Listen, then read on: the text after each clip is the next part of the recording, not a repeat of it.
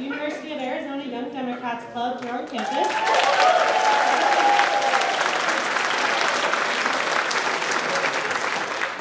We're so glad you could all make it tonight. This is the first gubernatorial debate in Southern Arizona.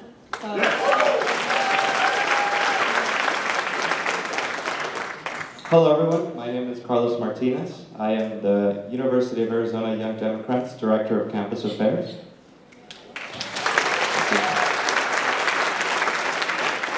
It is a great honor to welcome you tonight to the University of Arizona.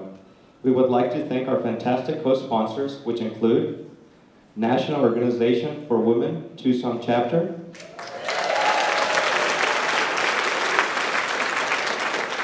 the Pima County Democratic Party, the Santa Cruz County Democratic Party, Democrats of Greater Tucson, Lucha,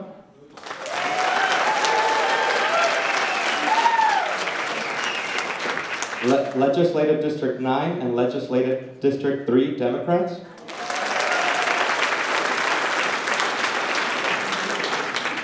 Kautz,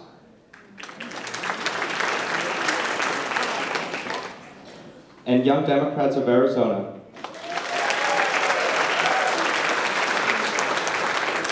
We would like to give a special shout out to the Daily Wildcat for recording this tonight. The debate will be available tomorrow. The recording of the debate will be available tomorrow at 10 a.m. I would now like to introduce the College Democrats of America National President and my good friend, Joseline.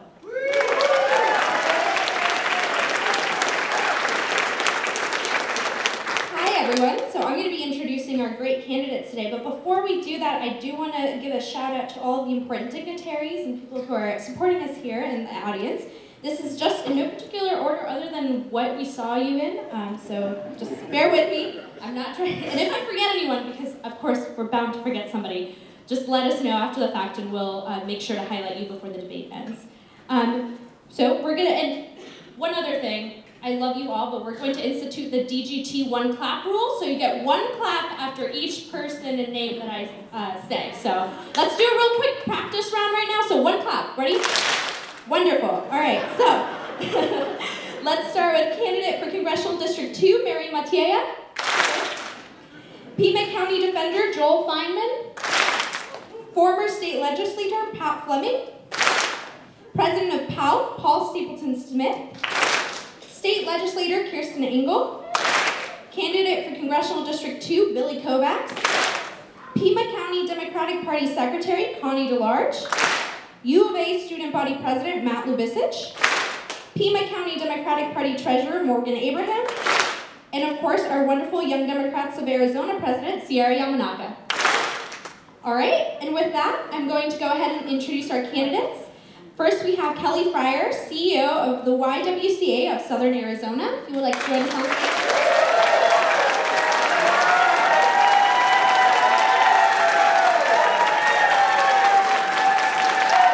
All right. Next, we have David Garcia, professor at Mary Lou Fulton Teachers College at ASU.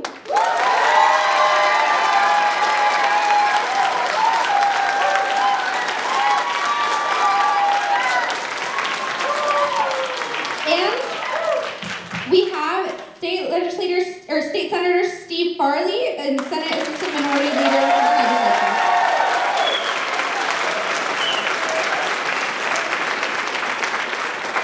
And now I would like to welcome our moderator, the chair of the Pima County Democratic Party, Joe Holt.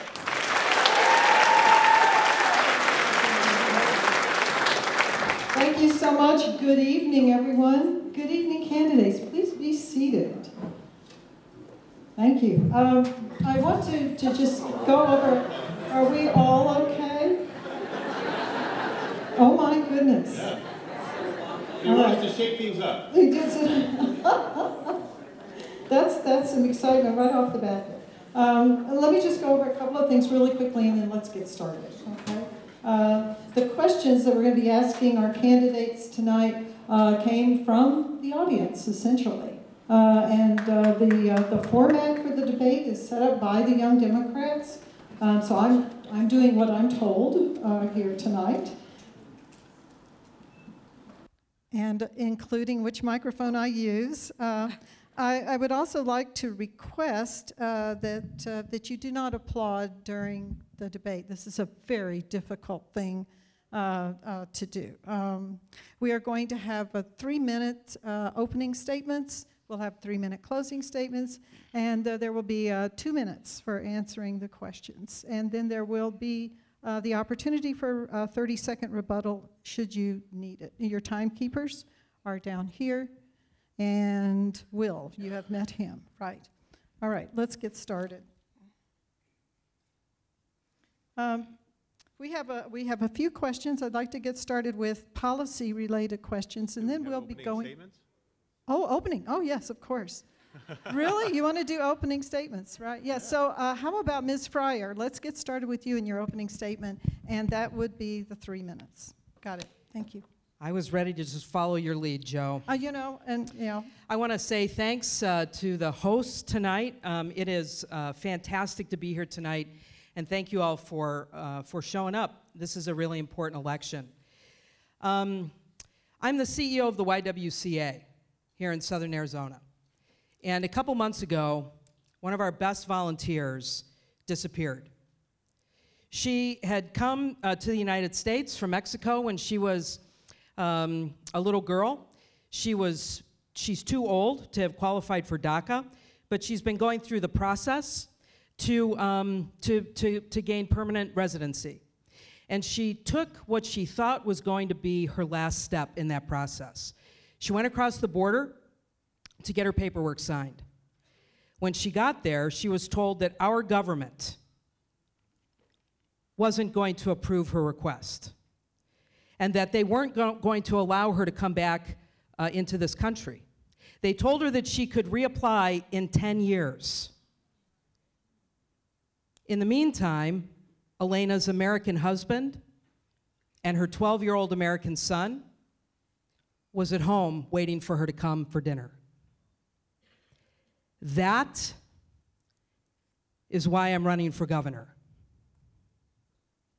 Because somebody needs to stand up and stop the terrible people that are running and have taken control of this government.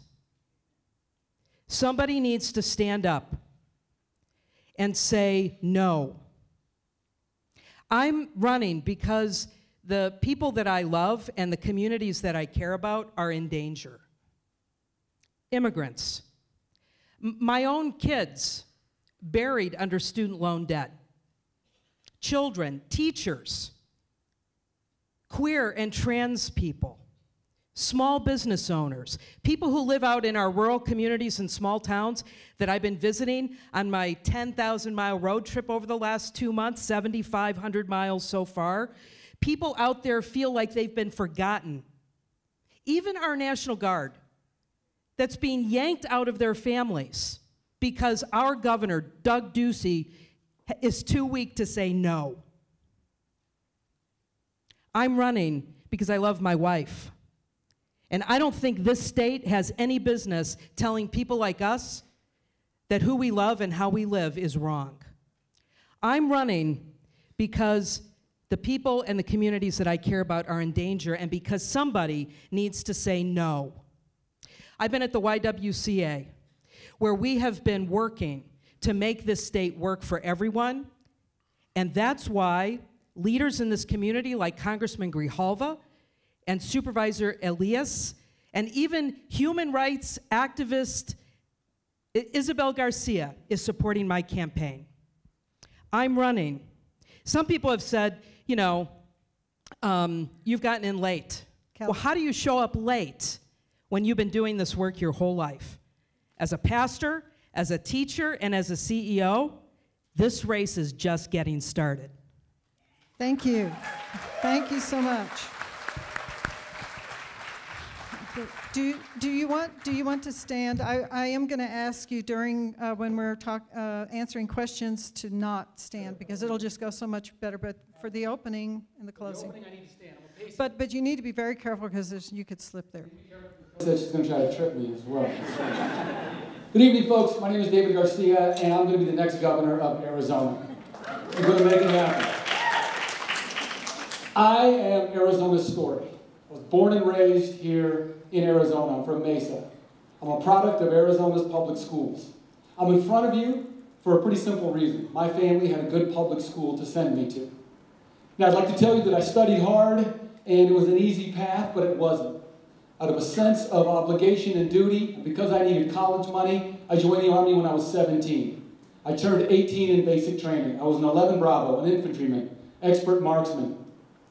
I came home with a lifetime of experience in that time, and I got to admit it, we just got to put it out there, it's just truth in campaigning, I'm a Sun Devil. I'm a Sun Devil. I was expecting cheers. I was not expecting that here. But I will tell you that the smartest, more attractive half of our family is a Wildcat, and that is my wife, Lori, who's sitting right there. Stand up, Laura, so I can show everybody this is the truth. So she's a Wildcat. We have 2 daughters, one's a Sun Devil, one's a Wildcat. And I came here because I needed to build the communities that built me. When you're the first in your family to do that. I went to the University of Chicago where I got a doctorate, came home again. I worked at the state legislature. I was the associate superintendent for the state of Arizona. And for the last 12 years, I have been an educator, teaching college students and teachers and superintendents and education leaders. I jumped into the race in 2014 for superintendent, and we got this close to winning. And I did it out of a commitment to public education. And when you're from a place, and you have roots in a place, then when you do something like this, you find out that you're in the middle, in the intersection of all the issues that matter. Our campaign is poised to take on the major issues that are facing Arizona. And we're going to start with public education. I'm going to take a teacher's commitment to public education, folks. And when Arizonans vote in November, they're not going to vote for another education governor. For the first time in a long time, they're going to vote for a governor who's an educator. And that's going to make all the difference in the world. Second, I'm a vet. We're going to take a soldier's dedication to issues like gun violence and speak out on authority. We're going to be standing next to Doug Ducey, a guy who served ice cream versus a guy who served his country. And last, as a native son, I'm going to bring my love for Arizona to welcome and make sure that Arizona is welcoming to each and every community in our beautiful, diverse state. Thank you.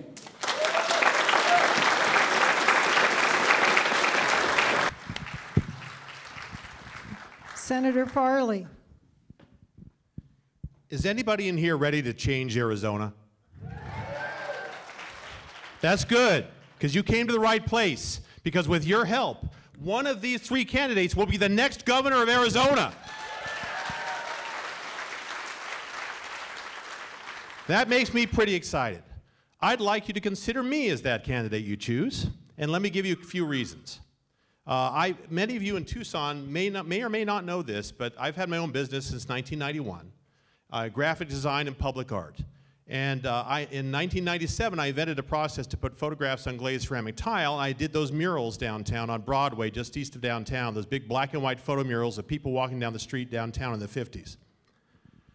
It was my love letter to Tucson, really showing who we are in our diversity and what an amazing place this is. I've also had the great honor of serving Tucson in the legislature for the last 12 years. 6 years in the House, 6 years in the legislature. I'm a policy wonk. I know this stuff inside out. I serve as the ranking member of the Senate Finance Committee and have for 6 years.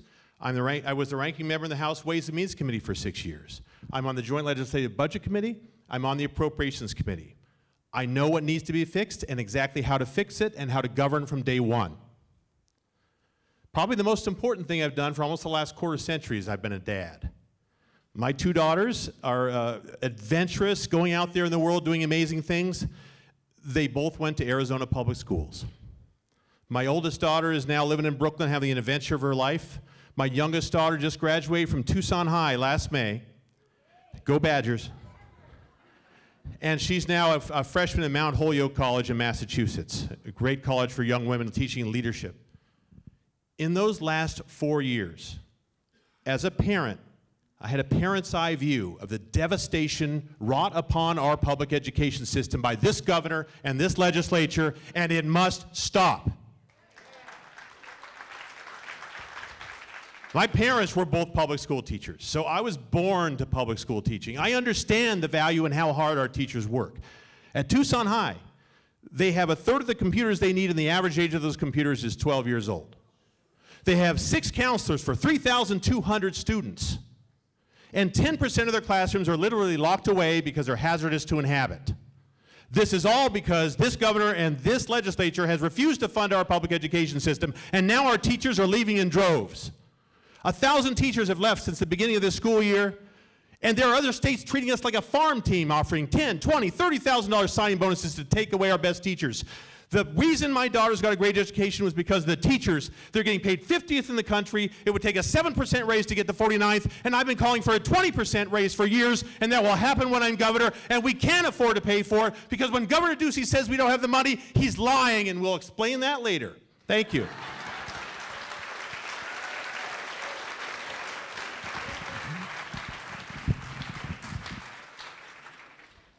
Thank you so much for the opening statements. Thank you for resisting the impulse to applaud. It's okay, I love you all, it's fine. First question, so we have some policy questions, and then we're going to follow those with a few more, I don't know, political, mechanical kind of questions, but let's just talk a little policy first. And right off the top, the big question, something is happening in Arizona right now. People are wearing red on Wednesdays. Teachers are standing up. Things are happening.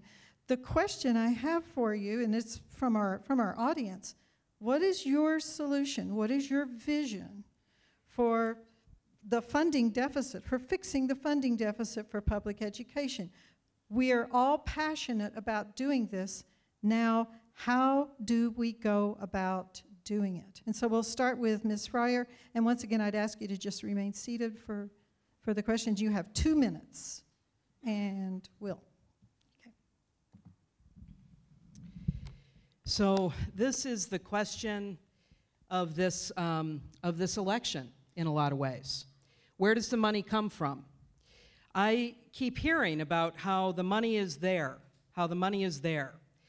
And I hear a lot about how we need to close sales tax loopholes.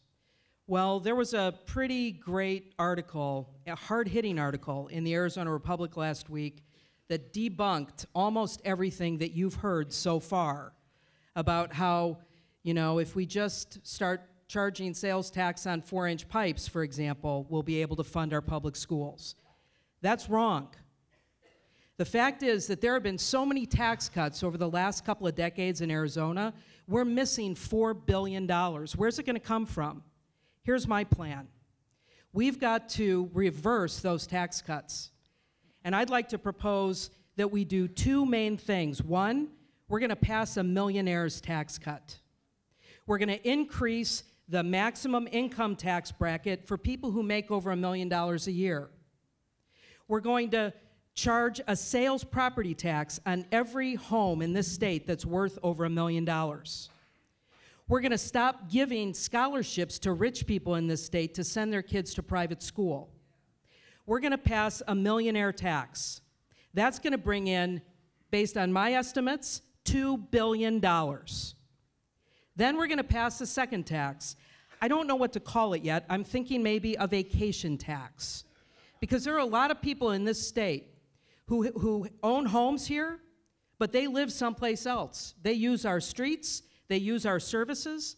So let's charge a vacation property tax that goes to the state and goes to fund education in this state.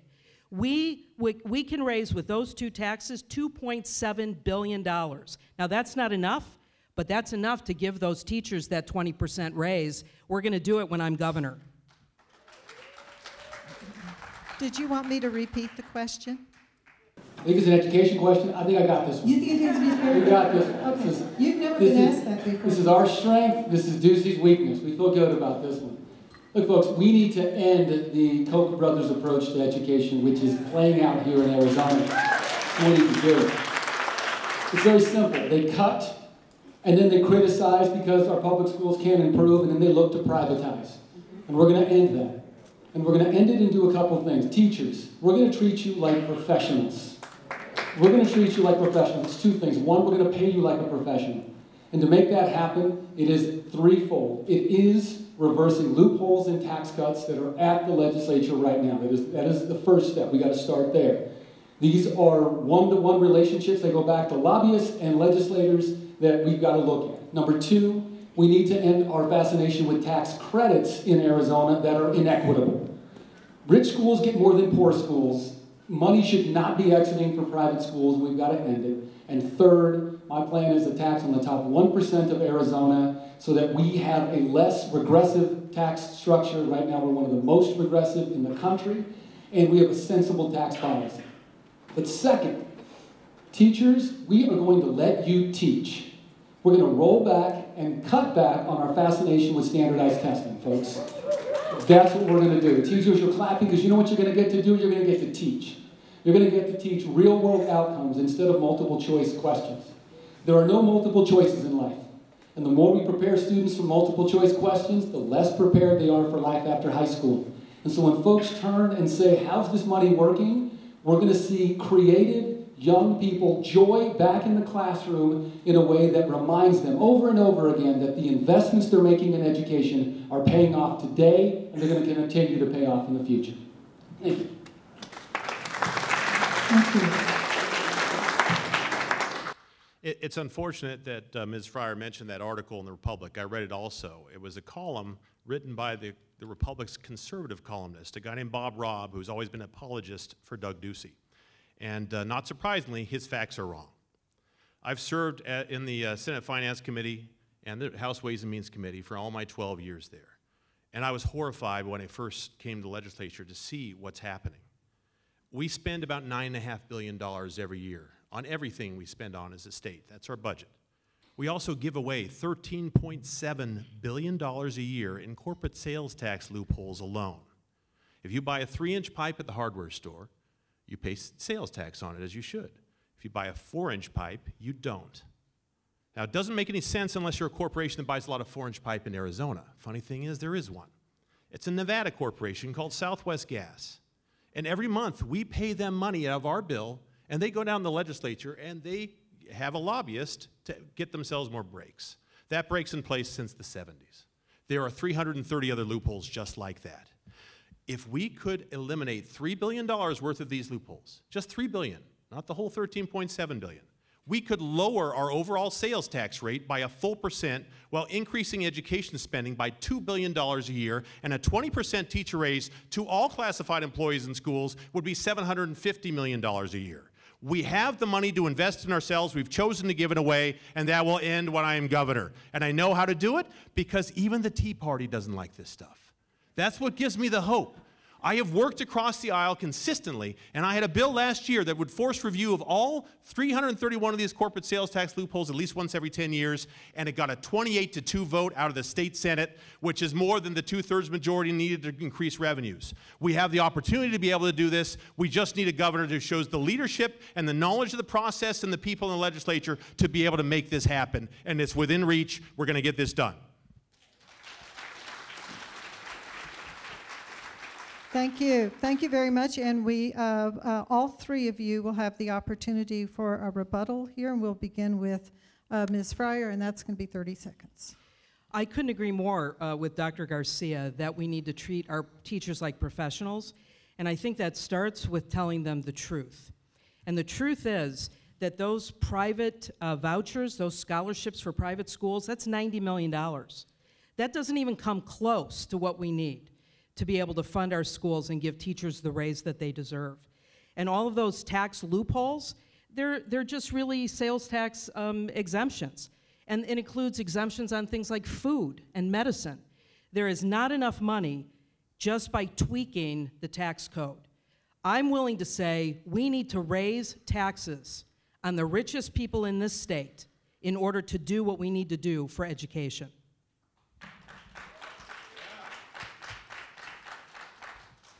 Dr. Garcia, do you have a I agree. We came out initially. The very first question I was asked was would you raise taxes? And I said, yes, I would be open to raising taxes. Because if we're going to be honest with Arizonans, we can't just shuffle money around. We need to leave every option and every tool on the table. And that's exactly what we're doing. But the other thing, educators, is we're going to go back to making sure that education policy is created with you at the table first. So that the policy that hits the classroom is better for teaching and learning, it's better for our students. And folks, this is not just an education question, it's an economic question as well. Because once we fix our public schools, that's when Arizona starts to really take off. Thank you. As long as we're giving away $13.7 billion a year to corporate sales tax loopholes, and that's actually a floor figure, because there are half of those 330 loopholes don't have any accounting of how much we're losing. As long as we're doing that, there is no need to raise our taxes in this state. We could lower our sales tax rate that helps everybody on the lower and middle end of the spectrum in order to reinvest in our schools that helps give people the best tool we've ever invented to allow people to lift themselves from poverty without having them having to pay for the privilege of doing so. We need to take away those special interest breaks, and then we have the opportunity to make it happen, and we can do it across the aisle. Thank you. We're going to move on to the second question, and this has to do with Arizona's healthcare cost containment system, the AHCCCS. And one of the questions is, AHCCCS is a model system, really, for Medicaid help to a great portion of Arizona. People in rural areas have, let's just say, additional challenges to receiving health care. What do you think that the governor could do to address that issue? And Dr. Garcia, we would start with you, sir. Let me start off by saying, as a state and as a country, we need to move toward a Medicare for all system, folks. That's the direction we need to go. And as governor, you've got to continue to push. And ultimately, we all know that this is a federal answer. This is going to be a federal issue. But as governor, you need to look every Arizonan in the eye and tell them that you are going to make sure they have accessible, affordable health care. And right now, we play politics with the health care of our most vulnerable. We hang it out there for political purposes. We hang it out there to fight with folks at the federal level, and we've got to stop because it's people's lives. Our campaign manager, Ian Danley, some of you may know, has cancer and has been fighting cancer now for his third time as a young man. And so for me, it's very personal. When Ian and his family feel secure and can get the kind of health care that he deserves and that he needs to make sure that another recurrence does not create a financial hardship for his family, then I think we're moving in the right direction. And for Arizona, it is expanding our Medicaid program because it is a very good program so that it becomes a public option, which we have had in the past, so that Arizonans have it as a safety net. There is still work to do out in the rural areas, but it is the most developed system we have in those areas. And I think is an option, because every governor, until we solve this at the federal level, is going to cobble something together within their own state. And within Arizona, that is a great proposition and a great opportunity we have so that every Arizonan has access and the ability to have affordable, accessible, quality health care. Thank you. Thank you. Senator Farley. Thank you. One of the proudest moments of my service in the legislature over the last 12 years was in 2013. There was a huge amount of risk for everyone involved in healthcare in Arizona. We saw hospitals literally go under. In Douglas, a hospital went under from the cost of unreimbursed care. In Tucson Medical Center, lost $25 million in 2013 from the cost of unreimbursed care. People were not insured. We needed to fix this problem. When Jan Brewer, of all people, with whom I disagreed on almost everything, reached out and said, you know, I'm thinking of expanding Medicaid. Do you think you can hold the Democratic caucus together? I said, absolutely we can. And we worked hard. We kept the caucus together. We reached out and found 4 dedicated Republicans willing to be on our side in the Senate and 6 in the House. And we rolled the Speaker and we rolled the President, and we expanded Medicaid health care coverage to 400,000 people in poverty and kept our hospitals afloat. Just remember, Tucson Medical Center had $25 million in unreimbursed care costs in 2013. In 2014, that went down to $8 million. And that reduces healthcare costs to all of us. And I want to point that out, that that's what's important as well. Because there's a lot of people struggling with healthcare costs who have insurance. Because deductibles keep going up. Because premiums keep going up. These are things that can be solved, but only when there's a governor who actually treats healthcare as the problem that it is for everyday life, as opposed to a governor who simply wants to follow the ideological talking points of a couple of brothers from Kansas. And that's what we saw. Remember back in August when he endorsed the Graham-Cassidy bill to repeal the Affordable Care Act without a replacement. He endorsed it right away. The next day, our nonpartisan economists at the legislature, they said it'll cost you $11 billion in Arizona over the next 10 years and 500,000 people will be kicked out of health care. What did he do? He doubled down and endorsed it again. That's the kind of lack of leadership we need to get rid of and replace it with somebody who actually cares about the people of Arizona more than they care about a couple of billionaires in Kansas.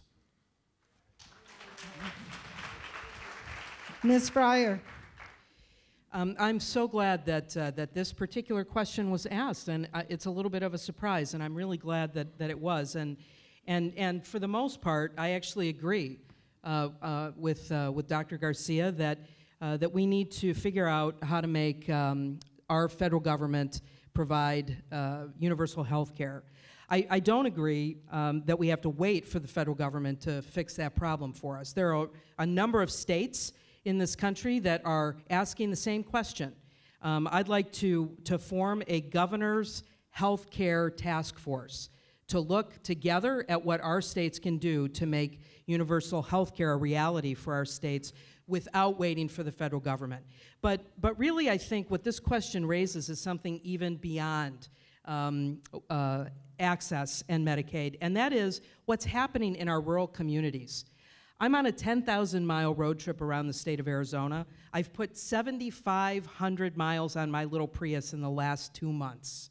And I'm going places that politicians don't usually go. I met with the Kachan Tribal Council just this last week.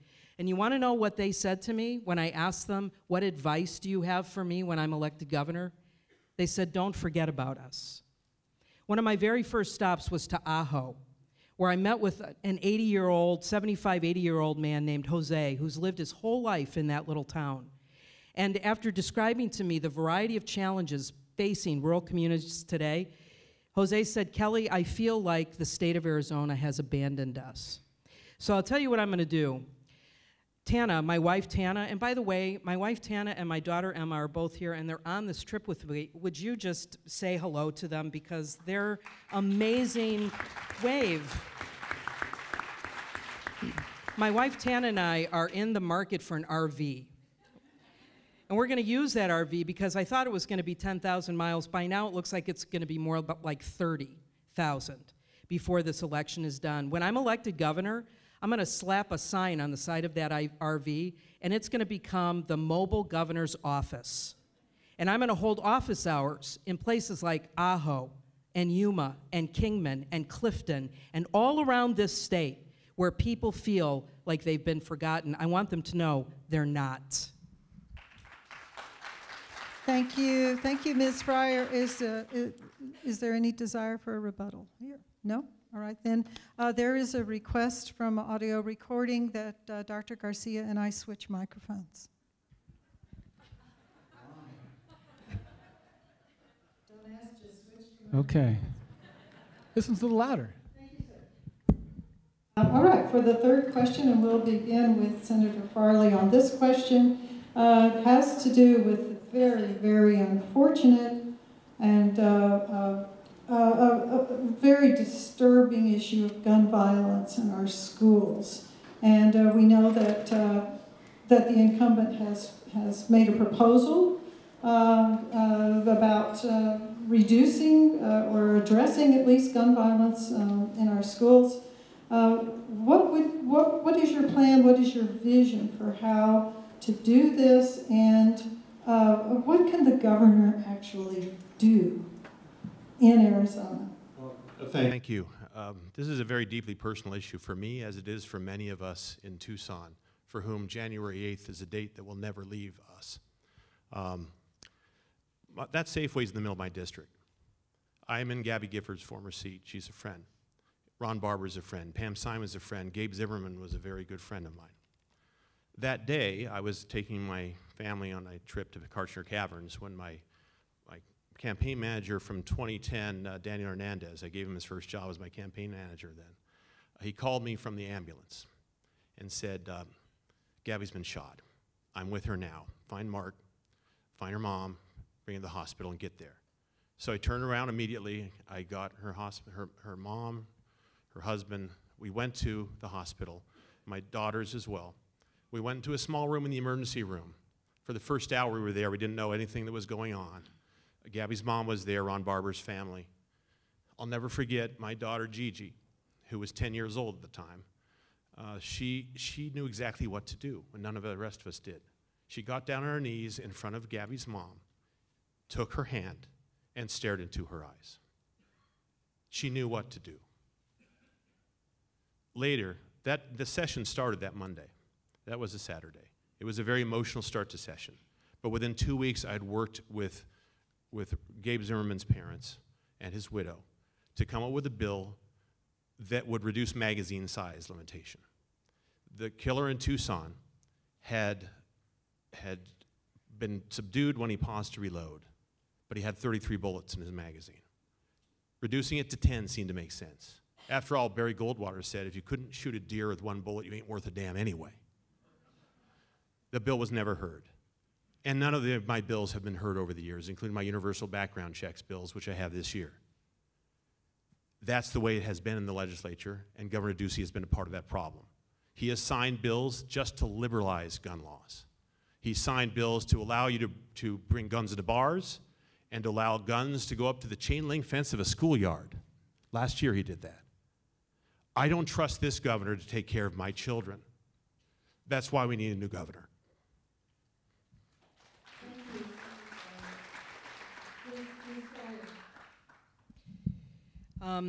I think that it's pretty clear what needs to happen. I built my gun control policy, which is on my website, fryerforarizona.com. And I built my policy, put it out there before Parkland, because I think this is a critical issue. And I'll tell you where I went for help to write that policy. I went to the Giffords Foundation website. We know exactly what needs to happen in order to keep our kids safe and to keep our community safe. The question is, why hasn't it already happened? That's the real question. Why hasn't it already happened? Why is it that the leaders in this state are paying more attention to the gun lobby and the Koch brothers and the Center for Arizona Policy than they are to the voters of this state? There is only one solution. We need to change the leaders in Phoenix. And I'll tell you what, we're going to flip the Arizona State Legislature this year.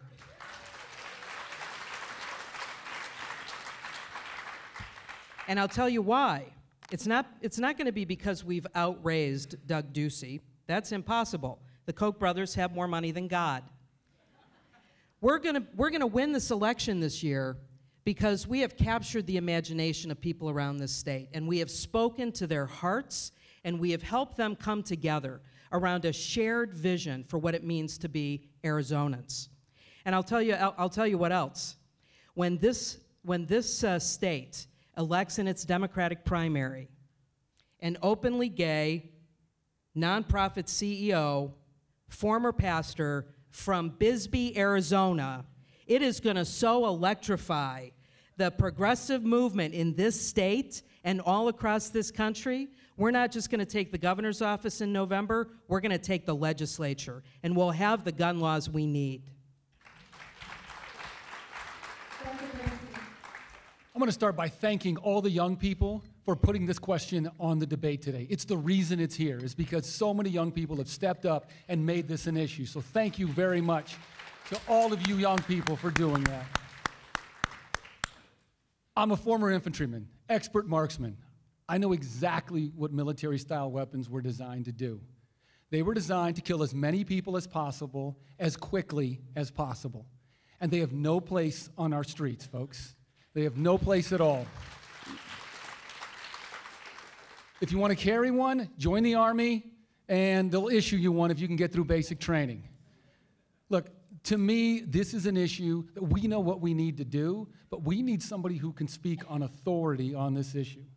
And as somebody who has experience with military-style weapons, and as somebody who understands and respects guns, we recognize here that there's a place, and reasonable gun owners know that. And it is a matter of making sure that we are standing up as firmly as possible and saying that we know the place where guns belong and where they do not. Today, I was speaking to a young woman who told me, you know, people don't talk about this very often, but as a young woman, the idea that a disgruntled boyfriend can shoot you is something we live with. And her friend nodded, and I was taken aback that that was the reality of young women in the United States today, that that could be a possibility.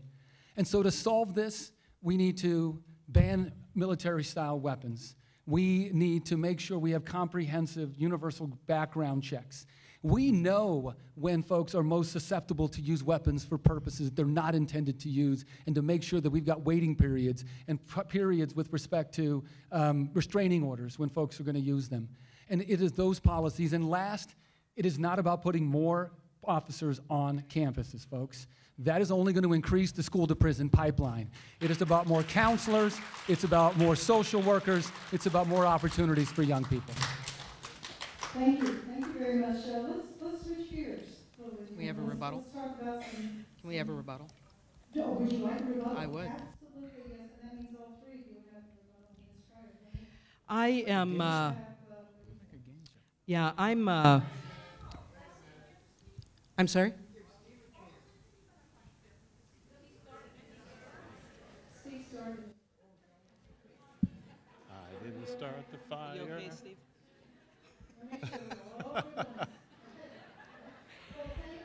Thank you for standing up for me, though. Thanks for looking out for us. I couldn't agree with you more, Dr. Garcia, that the kids have really, students have really led the way. And you know who's more proud of them than anybody? Their moms. Because moms have been demanding gun sense for years and years.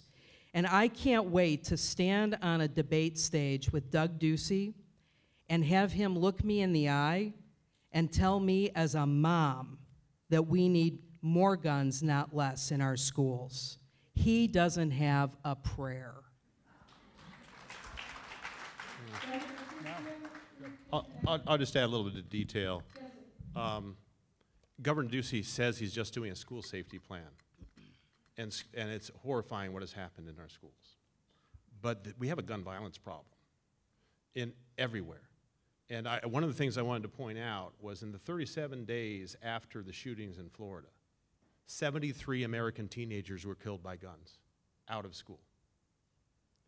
And Governor Ducey doesn't have the one thing in his plan that is actually proven to be able to stop that, which is expanding background checks to all gun sales, which is actually supported by 97% of gun owners. The reason he doesn't have it in there, the NRA was in the room when he was making his decisions. We just revealed that. That's got to change.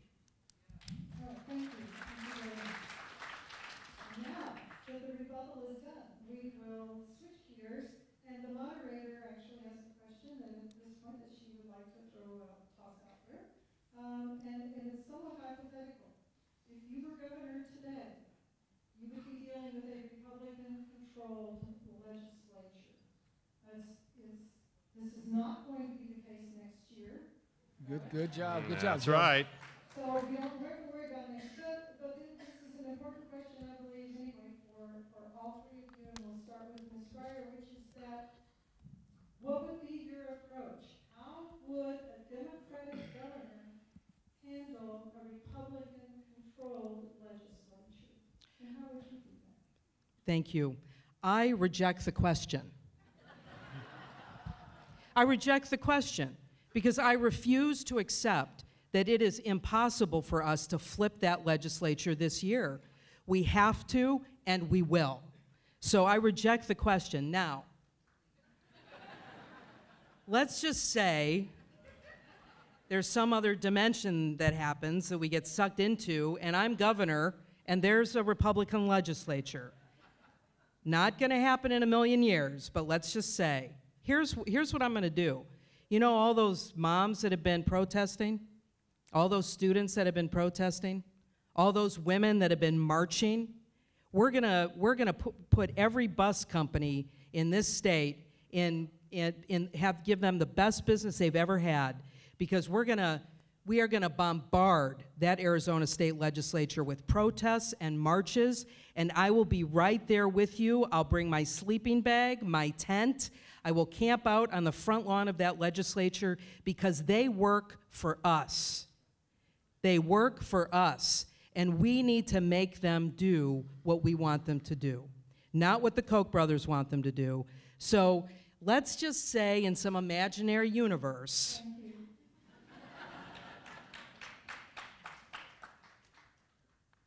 I'm going to make the national news being arrested on the front lawn of that state legislature.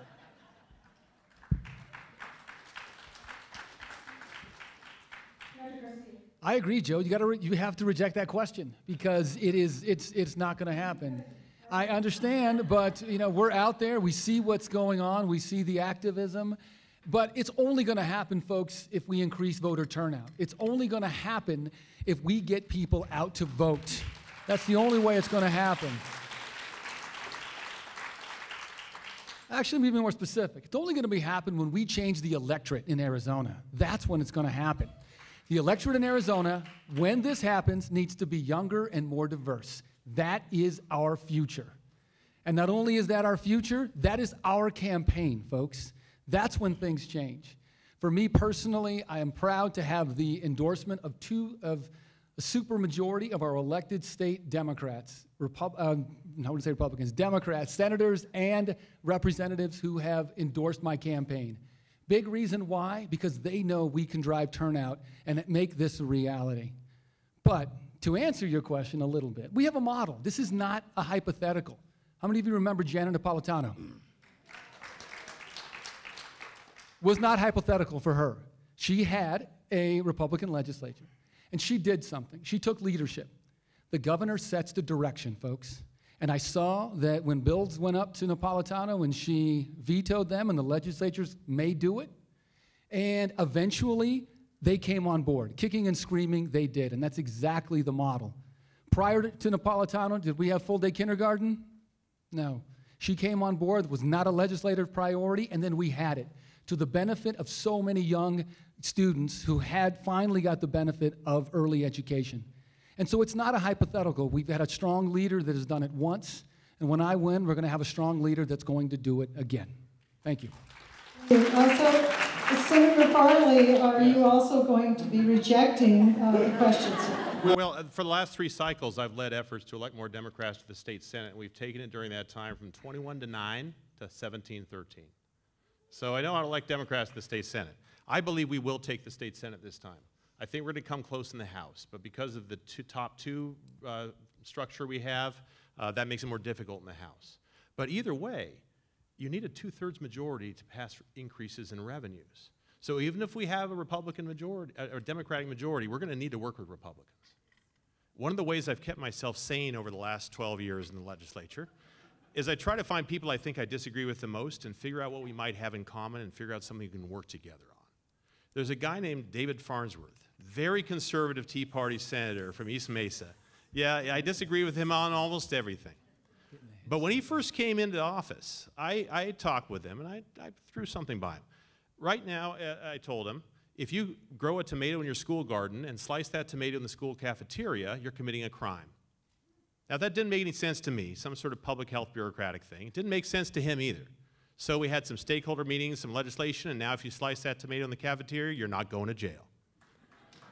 It's not earth-shaking, but it creates a relationship. So last year, when he was then chair of the Senate Finance Committee, and I brought a bill to force review of all 331 of these corporate sales tax loopholes at least once every 10 years, and if they could justify themselves, keep them. If they couldn't, get rid of them. He signed on as a co-sponsor. He heard it in the Senate Finance Committee, and it passed unanimously, and it passed the Senate 28-2. Because even the Tea Party agrees that those special interest giveaways are wrong. Buster Johnson, a supervisor out in Mojave County, wrote an op-ed calling Ducey a hypocrite in the Havasu News. It got published in rural places all over the state. And I'm traveling all over to these little towns all over the state, too, and I've done it for the last 18 months. And I'm hearing that they can't stand Doug Ducey's hypocrisy any more than we can.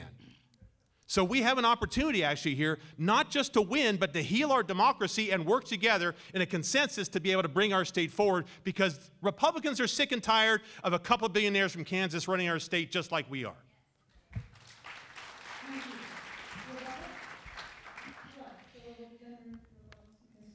I would agree again with Dr. Garcia. We should be good buddies. Yeah.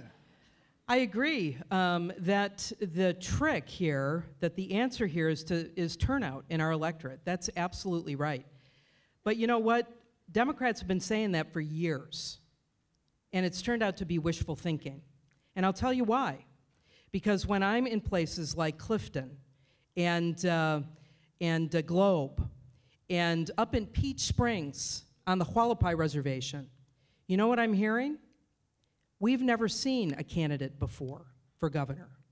Who's running? People are going to vote if they know that they're seen.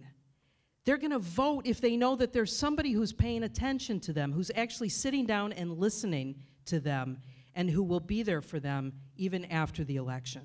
That's my strategy. Not because I think that's the way to get elected, but because it's the right thing to do. Oh, I'm good. As long as we're talking about where we've been, I might as well mention I've been to Flagstaff 21 times since last June, Yuma 10 times, I've been to Kingman 4 times, I've been to Clifton 3 times. I think all of us are getting around, and I've been going to these places, and I'm seeing change happening everywhere throughout the state, and I think we could all agree that what's happening is that we're in the midst of our own blue wave here in Arizona. And we can't depend on the national blue wave. We got to stir up the waters ourselves, but that's what all of our campaigns are doing. And I think this is a great opportunity for everyone, not just up here, but everyone down there, to go everywhere you can and start talking politics in polite company, because that's how we create change. Sure, absolutely. Yeah, I was born and raised here. I think I was in Flag 21 times before I was out of grade school, probably. I know this state well. I know fishing holes in this state well, so I think we're going to do fine there. Look, folks, one of the things we've got to do, let's look at the numbers. A third of our population is Latino. They're about 24% of our voting population. And I've heard over and over again that they don't come out to vote. But we've asked our Latino community to play defense for the last 20 years. Vote against Arpaio. Vote against the wall. Vote against 1070. And our campaign, and for the first time in a long time, we're going to give our Latino community something to vote for. And that's going to make the difference. Thank you. We're going to go on to the next question, which is actually from the audience. So, Dr. Garcia, you'll be starting off on this one. And they want to know, what sets you apart from our incumbent governor? Wow. And we have 2 minutes? Wow. Everything. Let me tell you what a few things that set us apart. Well, let's talk turnout for a second. One of the major reasons people do not turn out to vote is they do not see a difference in the candidates, folks. Even late in the 2016 election, people did not see a major difference between Trump and Hillary. They see a couple politicians. And one of the key differences we have is you have somebody who is from Arizona, who shares Arizona's story, who is from the same neighborhoods that we are talking about working with and bringing on board. Those are my neighborhoods. That's where I'm from. And we're going to bring that connection to Arizona and to its people. Look, education is the governor's weakness. It is my strength. And it is going to be the deciding issue in 2016, 2018. Where am I? And get up there. And so this is going to be our issue. You're looking at somebody who is going to be committed to Arizona, staying in Arizona, who reflects Arizona, and who is willing to do the tough work of letting Arizonans know that we've got to invest in public education. And when we do that, by the way, we are going to grow as a state. Arizona needs to invest in its people. And even though Arizona has been growing, if you are from here, you know that we are not investing in our people, and that is going to be a major difference. And so you're going to look at two folks up there, one that looks like Arizona, one that doesn't, and that's going to be a huge difference, so that folks know that our campaign, that what we are about in terms of changing Arizona is basically the opposite of what Doug Ducey is today. Senator Farley, is there anything at all, sir, that just... A few things. I think there's a basic underlying difference, is that Doug Ducey wants to be someone important. I want to do something important. And that's a big difference. I learned my spirit of service from my public school teacher parents who taught at low-income schools my entire life. I know how hard they worked and how little money they got. That's part of why I'm so dedicated to paying teachers something so they don't have to work a second job running a register somewhere. But that public service is something that has always been running through my life. When I first came here, I started working in the West Side barrios, and I worked out of the Ward 1 office and worked with low-income teenagers to do a people's history of the 8 West Side barrios here in Tucson. It's called Looking into the West Side. It's hard to find now. For a while, it was the most stolen book in Tucson High's library, which I think was high compliments. But it told a perspective that we hadn't heard before. I later went on, after those murals, and we did a book called Snapped on the Street out of those murals. A group of teenagers who lived in public housing in Connie Chambers, when they were tearing that down and turning into Hope 6, they said, they're tearing down our homes. Will you come in and help us do a book that tells our stories? So out of that came a book called Don't Look at Me Different, which was in Spanish and English, 100% translation, that told a story of what it's like to live in public housing from the perspective of the people who live there. It was amazing when you get those stories from the people. I am dedicated to serving the people of Arizona, and I believe that government is about public service, not private enrichment. And that's a huge difference between my administration and his, where he handed out 20% raises to all of his inner circle. His PR spinmeister is getting $164,000 a year to write the talking points that Doug Ducey reads. I think Arizona deserves better. They deserve a government that is dedicated to serving the public and helping everyone make their lives better, and a governor who is going to create the conditions where that can happen.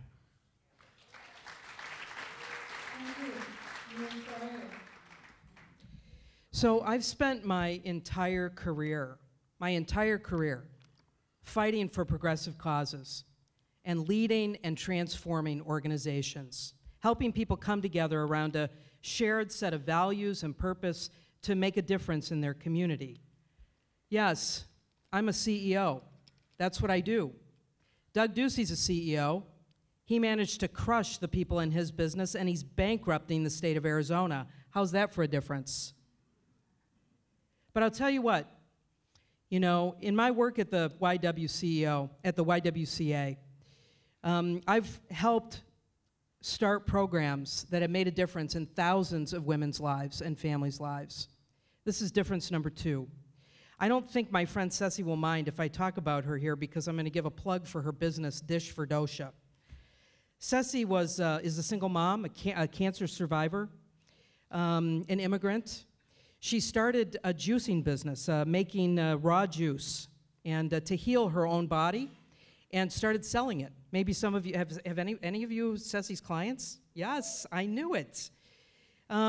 She had a contract, a big contract. It was with one of the marijuana dispensaries. And she needed about $40,000 in order to expand her business. But because of her background, her ethnicity, her gender, her financial background, she wasn't able to get the loan that she needed. We had a program at the YWCA that I brought there that took her around to half a dozen lenders until we finally were able to help Ceci get a loan. She's now hired people. She's paying herself for the first time in her life. I've been working at the grassroots with real people in this community. The work that I've done is part of the reason why so many Chicano leaders on the south side of Tucson and here in Tucson support this campaign, because they know that as the governor of Arizona, I will work with and for and beside the people. And that makes me as different from Doug Ducey as anybody could possibly be. Anything additional? No. All right, we're going to move on to the next question, and we're going to go back to a little bit of policy here. This has to do with, this is an audience question. How should Arizona approach our water resources, particularly over the long term? How important is reclaimed water to our future? And we begin this one with Senator Farley. It's absolutely vital to our future, but that's pretty obvious to say. I'll tell you how we don't approach is that we don't have secret meetings with invitation-only people to do it for the political advantage of the governor, which is exactly what happened in the last year. Water is something everybody has to be involved with. And we have to all be engaged together in a public process with everyone at the table to be able to look at our future and decide what we need to do together, period. That's the way you ought to do all of these things. But I want to take it to a broader question. Part of the reason why water is becoming an issue is because of climate change. And climate change has to be approached head on. First thing I would do as governor is put Arizona right back in the Paris Climate Change Accords. Because we are ground zero for climate change. With heat, we already saw last summer, Sky Harbor was closed because it was too hot for the planes to have lift to land or take off. The devastation to our economy and to our people and to our health and to our forests and to our water when we start looking at 130 degrees at a regular basis. We got to get on this, and we got to get on it now. And one of the ways we got to get on this is changing our electrical transmission to renewable energy like solar. I'm sick and tired of hearing people say that we ought to run this country on West Virginia coal or Texas oil. It ought to be run on Arizona sunshine. And we have the capacity to do it. The costs of renewables have come down dramatically. We can retrofit our plants to be able to have solar plants, and in the northeastern part of the state, even wind. And California is right next door with a 50% renewable standard, and they're looking for renewable energy anywhere to pay a premium. We could make money selling our renewables to California, and they actually use that to invest in ourselves. It's time that we stood up and actually had a governor who believed that climate change existed and was human-caused, so we could start profiting from making things better while saving the earth. Seems like a good idea to me. Thank you. Ms. Breyer, how should Arizona approach our water resources? I'm starting to think the three of us should go out for a beer afterwards, because I agree 100% with everything that you just said, Senator Farley. I think that's absolutely right. I was in Flagstaff last month, and I met with a scientist who works there, who was talking to me about a pocket of geothermal energy right outside, right on the edge of town. He said it would cost about $2 million to drill down through an abandoned mine, so there's not even any environmental impact, in order to reach that pocket of geothermal energy, which at a minimum could power 100,000 homes. I said to him, is anybody at the state of Arizona talking to you about this? And he said, they don't want to hear what we have to say. I've met with scientists who are on our payroll, who work at our universities. I've met with energy entrepreneurs who have incredible ideas and resources to move this state forward, to deal with climate change, and to become a sustainable state. The first thing I'm going to do when I'm elected governor is to form an environmental justice league. And that justice league of superheroes will include scientists, will include our energy entrepreneurs, will include the people in the state who are being most directly impacted. One of the things I'm hearing from tribal councils in this state is that they're being told after the fact about the decisions that are being made, rather than being at the table. They'll be members of the Environmental Justice League and will set the course for Arizona's future. Yes, absolutely. Water resources. I'm going to tie this question to your last question with respect to differences between me and Ducey. Look, folks, if you stand up and say you love Arizona, then you should be fighting for the environment, because it is our natural resources and the beauty of Arizona that brings people here, my cutting out, that brings folks here, and that is the heart and soul of Arizona. Of the many issues that come up, water does not come up as often as it should, because I believe that we can solve other issues, public education, taxes, but the one that keeps me up at night is water. It's the one that, for generations, as we look at future generations, like my daughter, it is not a matter of, are we leaving behind a sinking roof? Are we leaving behind enough resources for our communities to sustain themselves here in Arizona? That is the situation we are in. And if you love this place, then that's the conversation we need to be having. We're not having it right now. And as somebody who mentions has favorite places all over the state, my goal is to take my daughters to those favorite places. We've been to a lot of them already, but for them to take their kids as well.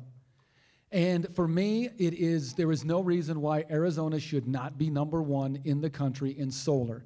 And as Senator Farley said, we should be farming it out to other states, folks. There's an initiative that's on the ballot in clean energy for Arizona, is the solar initiative. We have endorsed that initiative, and it's a winner because the reason we don't have it is because of our power company that has a stronghold on our elected officials. But the people of Arizona know better. You know better. Your vision is bigger than that, and you recognize that the place we love, if we're going to keep it, we need to break that stranglehold and get back to making sure that we're having the important and hard conversation about how we're going to use resources today and make sure they're there for tomorrow as well. Did you want to add anything? We're all good? Right. All right. Wonderful, wonderful. Before we go to our final question, which, by the way, you cannot reject. Because it comes from the audience, right? I just want to say, do y'all see what's going on here tonight? I mean, any one of these 3 wonderful people would be such an improvement. Thank you.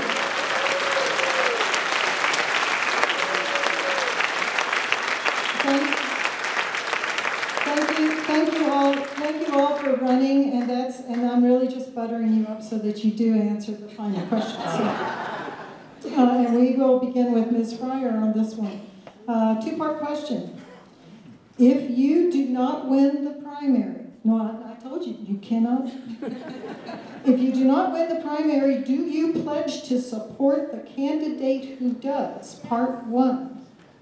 Part 2. If you do win the primary, how do you plan to win the general? What can we do best to help you? That's a great question. Yes, that's my answer to the first part of that question. Yes, I pledge to support whoever wins the primary in the general election. No question about it.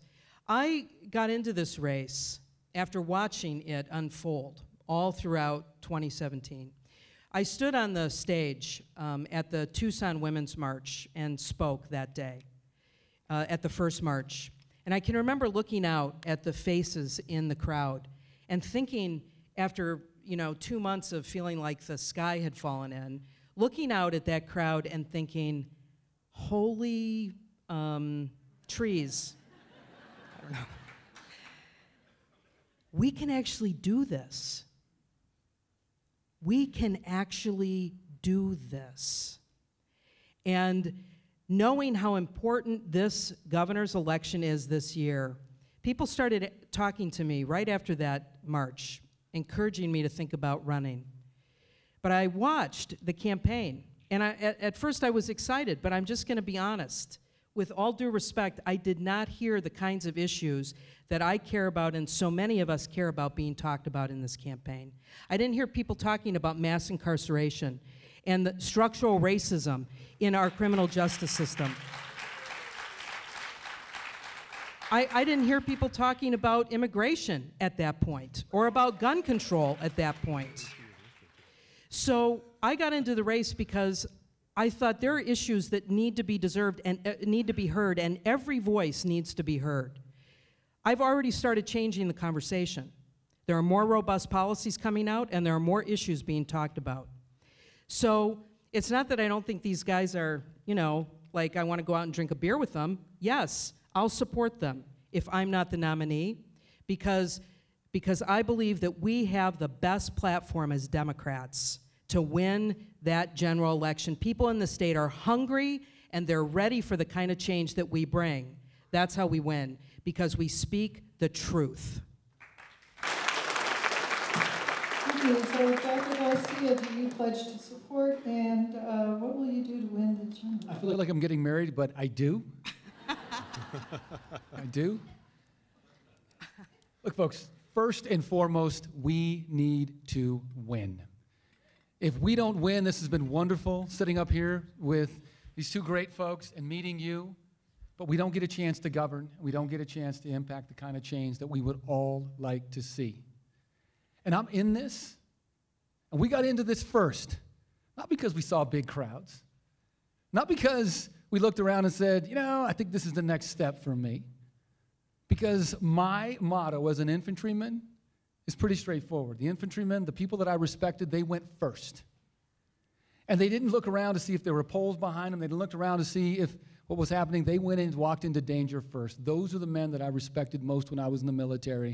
And if you look at the infantryman's patch, it reads, "Follow me," because they're going into danger. And that's the approach that I'm taking. But here's the deal. I'm a statistics professor, and the numbers are out there to win. And they're only out there to win if we increase turnover.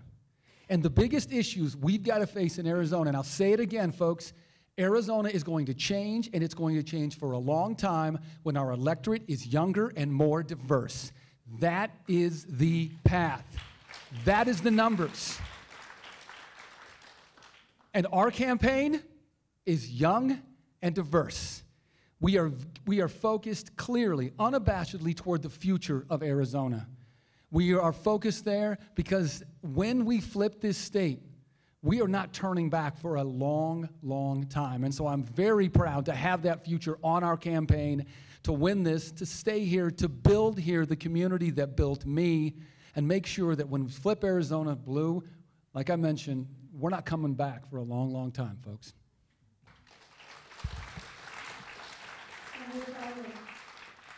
Yes, absolutely. We cannot afford another 4 years of Doug Ducey.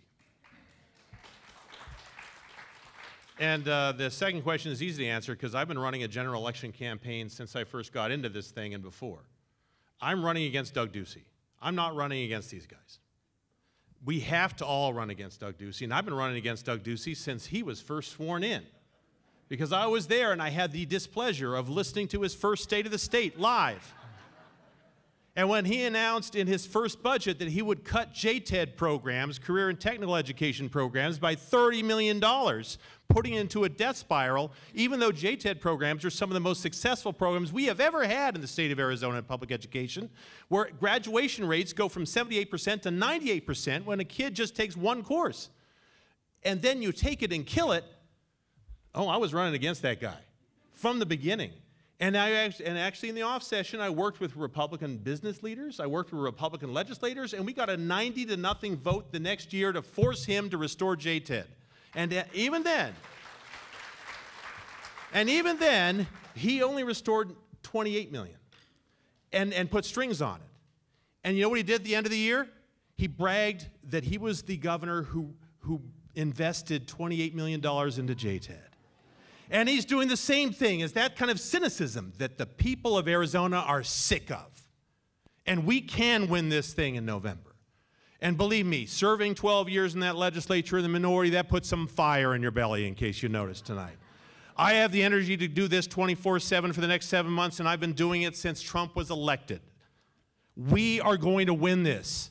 We cannot survive as a state if we don't turn things around right now.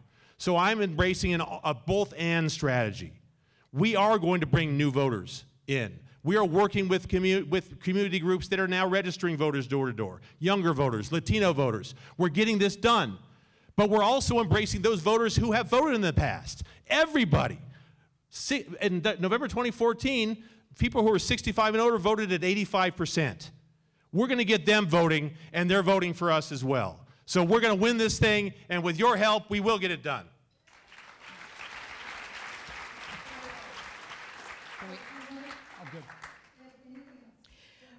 I just want to say, Dr. Garcia, that of course your campaign is young. My campaign is young. Steve's campaign is young. No one else could keep up the pace. You know, I think it's true. The future of the electorate is younger, and it is diverse. And I'll tell you what I'm hearing young, diverse voters saying they want. They want a leader who will tell the truth, who doesn't play it safe on the campaign and won't play it safe as governor. One of my opponent's campaigns is circulating an article that I wrote in support of Black Lives Matter last year as the CEO of the YWCA, because supposedly that makes me unelectable in a general election. I think that that kind of bold voice that tells the truth is exactly the kind of leader that our young, diverse electorate is looking for. Dr. Garcia, did you want to add anything yourself? And Senator Farley? No? All right, so then we're going to go on to closing statements now, and we'll start with Dr. Garcia. And sir, you are free to get up and move around. This is 3 minutes for closing statements. The longest I've sat in a long time. First off, thank you very much for coming out, and thank you very much to Steve and Kelly for putting their hat in the race. So thank you to all of you for being here. I very much appreciate it. Look, as I mentioned, first and foremost, we need to win, folks. And our campaign is built to win. Let me tell you what our campaign is about and what we're up to. I am very proud to have already had, working in Arizona, 7, I understand it's up to 12 teams already walking, talking, and knocking. They've been doing it for months. Many of them are here, and I want to say thank you to our entire team. Everybody wearing purple out there is on our team. They're already walking, talking. They have engaged 100,000 voters already, and that's what we need to win. But here's the other part. The organizations that Democrats trust have put their trust in our campaign. You name it, they have come behind us. Our education community is behind us through the Arizona Education Association. Very proud to have Planned Parenthood supporting our campaign. The National Organization for Women has endorsed our campaign. Lucha, who's one of the sponsors, has endorsed our campaign. We have labor organizations, Unite Here, UFCW, IBEW, SMART has all endorsed our campaign. National progressive organizations, Democracy for America, People's Action, for example, have endorsed our campaign. And they've endorsed it because they recognize that we are the campaign that can not only have an impact on our race, but we're going to have an impact up and down the ballot as well, folks. Because what we need to do in Arizona is make a statement. And the statement needs to be about the things that are damaging Arizona the most, and I've already mentioned one. It is public education. Talk to a teacher who's behind our campaign and ask them what it means to have a fellow educator on the 9th floor downtown. That makes a difference. But if we want to talk about the question we didn't ask today, which surprises me, is what is Arizona most known for outside of Arizona, folks? Number one thing, immigration, the wall, Arpaio, Pierce. What's the common denominator in every single one of those attacks? Our Latino community, folks, our immigrant community. That's who's under attack. And to make a statement in this state, when we win this election, our victory is going to be a national story. They're going to be looking for examples of how this country has changed, and I believe Democrats are going to have a good night. But when they win, they're going to point to our effort here in Arizona as an example of how far this country has come. Because in Arizona, that is mostly known outside this state for anti-immigrant hate, like 1070, like the wall, like how we treat our DACA students and everything else, with your help, we are going to elect a guy named Garcia, governor of Arizona, folks.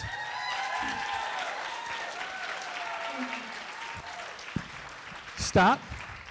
Thank you. Thank you, Dr. Garcia. Senator Farley. We all remember a dark day in November 2016 when a certain election happened. Now, my daughter Gigi, she responded for the next 3 days by locking herself in the room and binge watching Hillary Clinton videos and sobbing. That was hard. But I think now that we see what has been unleashed, we look back at that day and we may think that's when we finally decided to act and change our country and our state for the better. We're seeing that blue wave come across the country. We saw Virginia, we saw Alabama, we saw Pennsylvania, we saw Kentucky, we saw Wisconsin. We can keep naming those things that have changed, where we see people making a different decision in the ballot box. But we can't just depend on that wave. We have to stir things up here in Arizona. And incredible things are happening. We have already quadrupled the number of Democratic Precinct Committee people right here in Arizona since Trump was elected. And they're at the doors right now.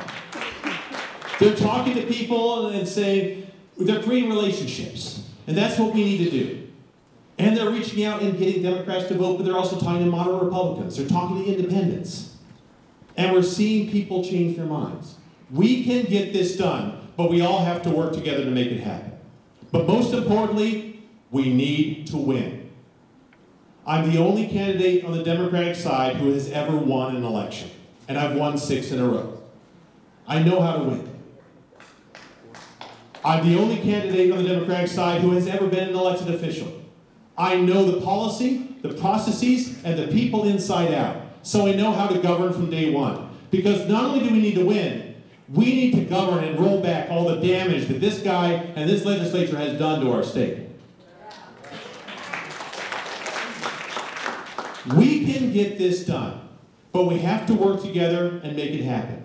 And I think we have an opportunity right now as well. Our democracy is in a dangerous state right now. We've already seen Russians come in and try to take advantage of the polarization that we have brought upon ourselves. We have to reach out to those people we may disagree with and convince them to save our democracy, to start to look at each other as fellow Americans who disagree instead of enemies.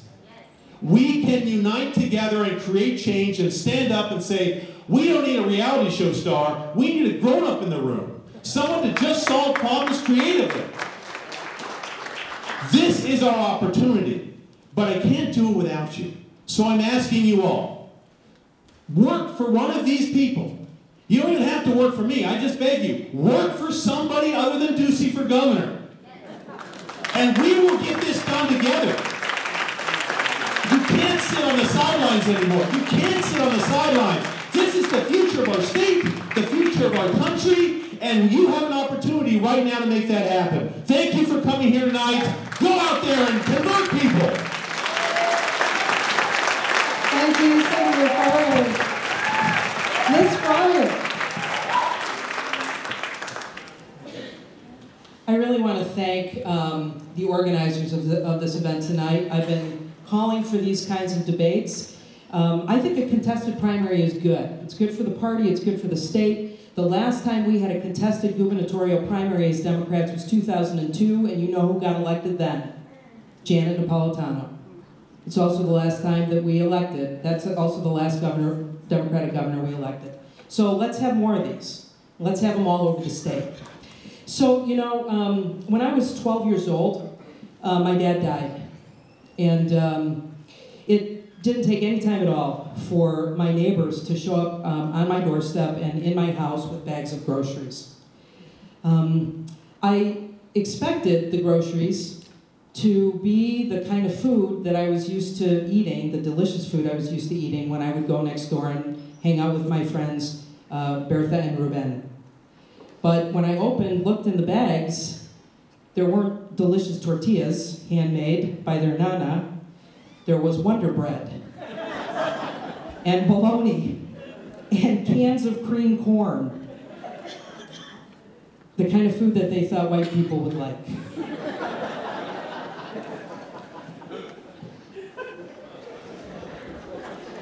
Here's the deal. Those grocery bags were not just full of groceries. They were full of love. I tell you this story because that's the day that I learned the power of love to break down the walls that separate us from each other. That's the day I first started hearing a call to use my privilege and my power, my voice, whatever I had to make space for people whose voices were not being heard. I tell you this story because it's really easy for candidates to get all caught up with campaign rhetoric and talk about how great it'll be to beat the other guy, and to talk about how, how cool it'll be when President Trump wakes up the day after the election and he sees that a Latino or a former pastor lesbian from Bisbee got elected. It's easy to talk about that, but that's not enough to build our future on. And make no mistake, our future is at stake. I think the way we win this election is to have somebody who can cast a vision that is so big and so bold that it includes everyone, that brings us together around our shared values and our shared humanity. That's what I've spent my whole life doing. As a pastor, as a teacher, as the CEO of the YWCA, and with your help, that's the kind of governor I'll be. Let's win, because we can't afford to lose.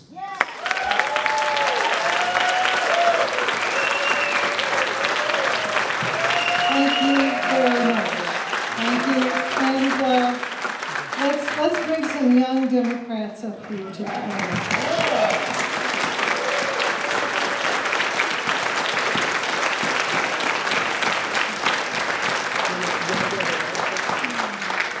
Thank you, everyone. I want to first begin by thanking all of our membership, all of our young Democrats, and all of my peers who, working around their busy schedules, they've made this night a reality. And not only this night, but they are out there involved with our candidates, and I think that deserves a shout out. So let's give a round of applause to them.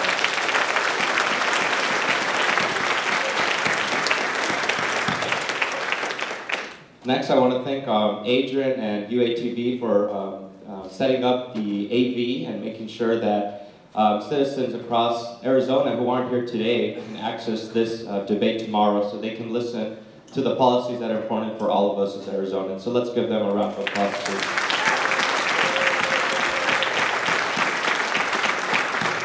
Next, I want to give Joseline Mata. She has been a great asset to our club since the beginning. She has been a president of this club and has been, I don't have a list of the things that she's been involved in. It would take forever for me to do that. But she is going to be graduating this year, and I want to give her a shout out for all of her work that she's done for us. So Joseline, please stand up. She is truly an inspiration for all of us, so thank you, Joseline. And next up, this isn't in the script, I know Maggie, but let's give up Maggie, our president, a round of applause too for all the hard work that she did today. Thank you, everyone. Thank you, and have a great night.